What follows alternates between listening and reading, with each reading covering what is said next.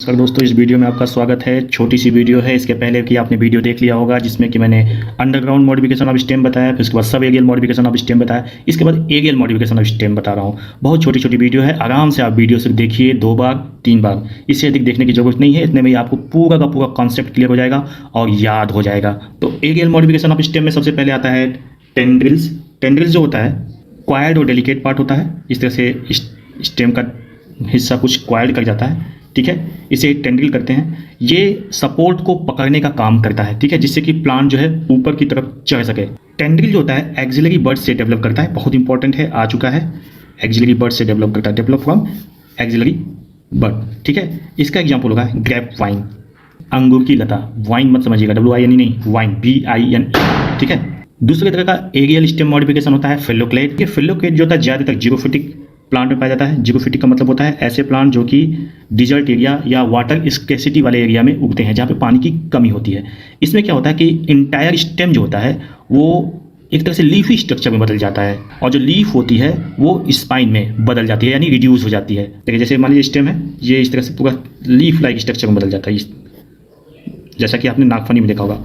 और जो लीफ होती है वो स्पाइन में चेंज हो जाती है। ऐसा इसलिए होता है कि रिड्यूस ऑफ ट्रांसपिरेशन हो सके, पानी को बचाया जा सके। अगर लीफ होगी तो ट्रांसपिरेशन ज़्यादा से ज़्यादा होगा, पानी का लॉस होगा। फिर जब लीफ गायब हो गई तो फोटोसिंथेसिस करने के लिए जो स्टेम होता है वो फ्लैशी स्ट्रक्चर में बदल जाता है, ग्रीन स्ट्रक्चर में बदल जाता है, और इसके द्वारा फोटोसिंथेसिस का काम होता है। स्पाइन है जो कि रिड्यूस लीफ होता है, और ये फ्लैशी स्टेम है, फ्लैशी स्टेम जो कि लीफी स्ट्रक्चर में बदल जाता है, मतलब ग्रीन कलर का हो जाता है। कि इंटायर स्टेम, यहाँ पे मैं लिख दे रहा हूँ, entire stem modified into leaf like fleshy structure, ठीक है।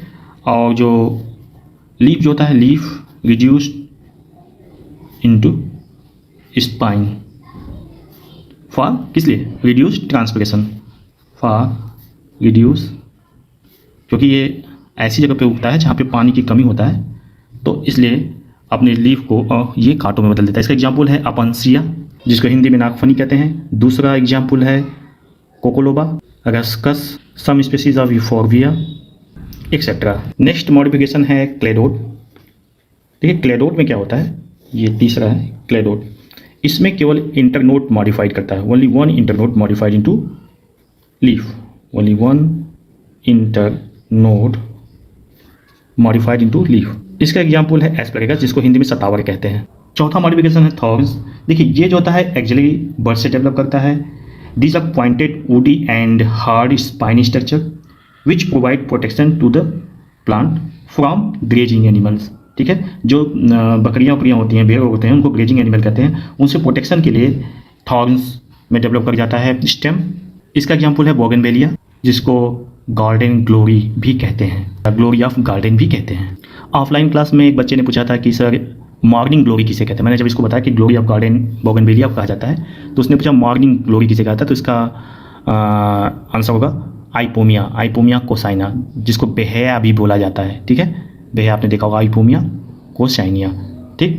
और इसके बाद इसका स्टेम थॉर्न का एग्जाम्पल है साइट्रस, नींबू, राइसा, जिसको करोता भी बोलते हैं। नेक्स्ट स्टेम का मॉडिफिकेशन है bulbils. It is also stem modification in which axillary buds modified and store food, it become fleshy due to the store of food, ठीक है।